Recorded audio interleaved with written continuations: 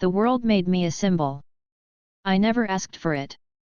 Those words, quiet but filled with exhaustion, could have been whispered in a dim Paris apartment or spoken to the echoing walls of fame itself.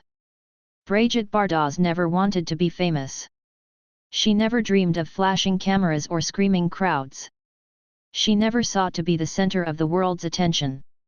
But by the time she was only 22, she had become the most photographed woman on earth, her face appearing on posters, newspapers, and magazines from Tokyo to New York, and trapped in a life she couldn't escape, a golden cage built out of admiration and misunderstanding.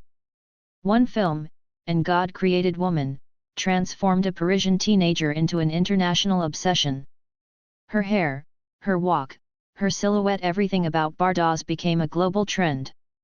People didn't just watch her, they studied her. They copied her every move, as if imitating her could somehow bring them closer to that strange magic she carried without even meaning to. Politicians argued about her morals, debating what she represented. Designers copied her every detail, turning her into both a muse and a model for a generation. The world called her a sex symbol. She was everywhere. Posters, billboards, television screens, her image seemed eternal. Yet privately, she questioned every headline. Bardot didn't set out to be famous. She wasn't groomed for her stardom. She openly rejected the labels thrown at her: feminist icon, sexual revolutionary, cultural threat. But the world wasn't listening. Even decades after her last film, the calls haven't stopped. Documentaries still dissect her. Controversies still circle her name. Her image remains profitable long after she stepped away from the cameras. Today, her name is iconic, but Bardot herself remains a contradiction, the world's ultimate sex symbol, desperate to be forgotten. So, how did it happen? How does a young woman's face become both a global obsession and a prison? To find the real Brigitte Bardot, you have to start before anyone knew her name.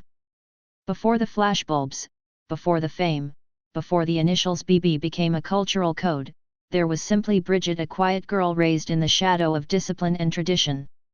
She grew up in a well-off but strict Parisian home where rules were clear and expectations even clearer. Her mother, determined and cultured, insisted on ballet lessons from the time Bardot could walk. For years, her life was measured in rehearsals and routines, shaped less by dreams of fame than by the demands of perfection. Modeling wasn't part of any plan.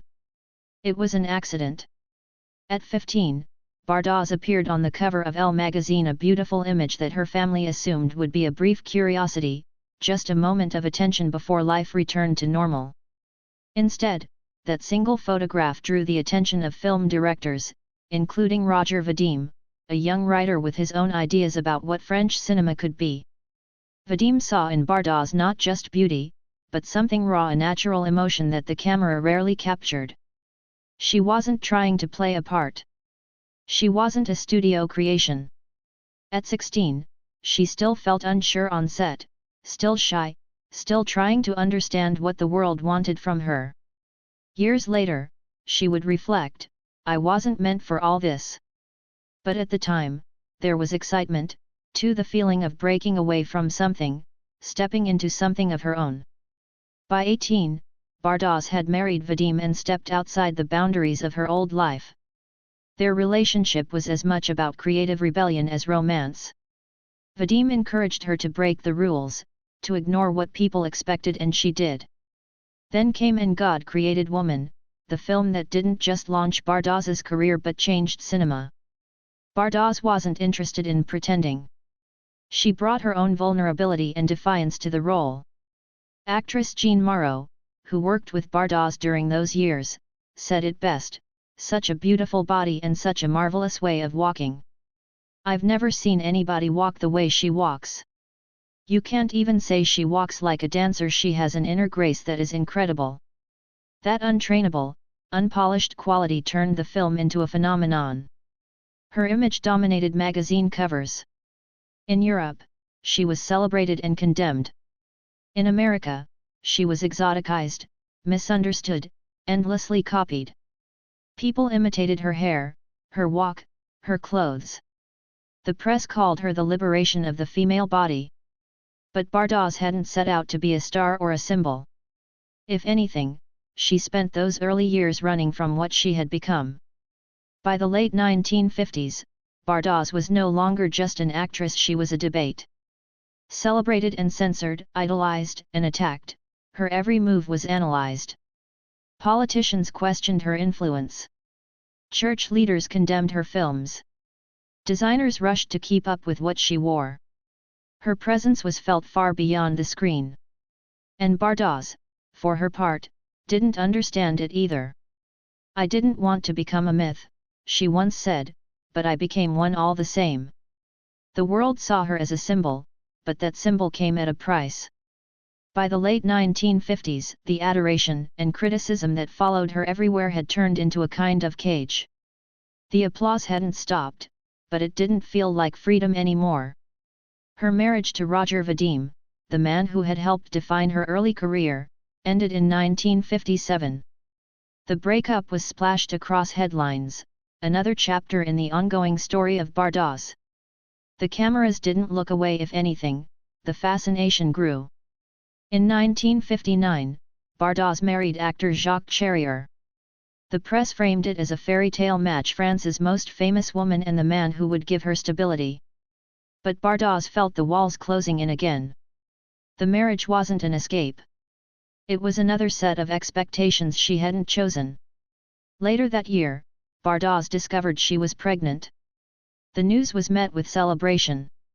To the public, it was proof that her life was unfolding like a dream. But privately, she felt crushed by the weight of it. She later wrote about staring at her reflection, watching her body change, and feeling her identity slip away. "I looked at my flat, slender belly like a dear friend upon whom I was about to close a coffin lid. Every magazine wanted the exclusive. Every photograph became part of the myth." Bardot didn't want it, not the spotlight, not the constant judgment, not the version of herself they had created. When Nicholas was born in early 1960, the headlines were filled with joy, but Bardot felt none of it. The pressures of motherhood, marriage, and fame collided. Charrier wanted a conventional family. Bardot couldn't give him that. She felt isolated, cornered by a life she hadn't chosen. Yet still, the world saw her as the face of fashion, cinema, and cultural change. The photographers never left. The directors kept calling. The world expected Bardot to keep playing the part it had written for her. But inside, she was coming undone. That September, she attempted suicide and overdose on sleeping pills in her Paris home. A neighbor found her in time.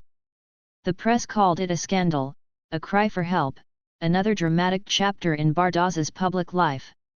The headlines sold the story, but the deeper truth, the loneliness, the exhaustion, the loss was ignored. There was no pause, no space for recovery. Contracts were active.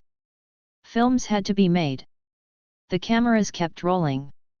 Bardot kept showing up, but the passion was gone. By the early 1960s, Bardot's life no longer felt like her own. Every relationship, every argument, every fleeting moment became public property. "As a glamour girl, it's a very difficult life," she once said softly in an interview. "Oh yes. It's a very difficult life." Even at the height of her success, Bardot was already speaking about the emotional cost. Through the 1960s, she kept working. On screen, she remained a force. Directors kept calling. Producers kept offering scripts. But inside, something had changed. The thrill that had once come with acting was gone. The spotlight that had once felt electric now felt suffocating. Her personal life offered no refuge. After the collapse of her marriage to Charrier, she searched for something steady. In 1966, she married German businessman Günter Sachs. The wedding was a spectacle, the photographs ran in papers around the world. But behind the glamour, Bardot felt what she had felt before, that the life people imagined for her and the life she was living were two very different things. Even Saint-Tropez, the quiet fishing village where Bardot had once hoped to find peace, turned against her. When she bought her villa, La Madrague, it was meant as a sanctuary. But her presence transformed the town. Crowds followed her there, turning the village into a tourist destination. The refuge became another stage. By the end of the 1960s, Bardot had begun turning down roles. The excitement of cinema, the joy of creation, it had disappeared. The public's fascination didn't fade, but Bardot was done. Quietly, without ceremony, she prepared to walk away.